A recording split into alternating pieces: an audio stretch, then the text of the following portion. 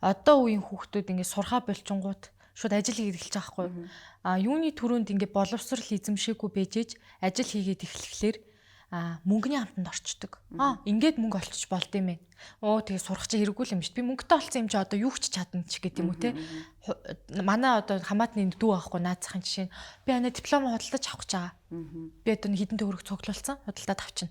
Ийм сэтгүүтээ олж эхэлж байгаа. Тэгээд би тэрийг хамгийн аюултай юм ээ. Ээж аав ер нь ингээд нэг зодож үзэн ч хамаагүй хуцалгүй нэг сургууль төгсөөх гэжсэн нь бол бурхан минь зүв байсан. Ялангуяа Монгол хүмүүс. Ялангуяа Монгол хүмүүс. Тэгэхгүй бол одоо тэр дүү мөгөө ингээ хараад хахад ер нь яриа мараа ч юм уу байгаа байдал ч юм уу шал буруу хазаагаад ингээ явцсан.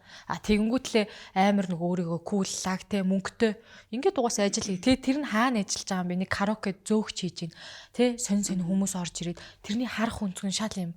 Ер нь муухагаар хэлээд зөлбөн тийшээ хандаад явчихж байгаа байхгүй. Тэгэл би за сургуулгүй л хүүхдүүдийг орхиж болохгүй юм байна.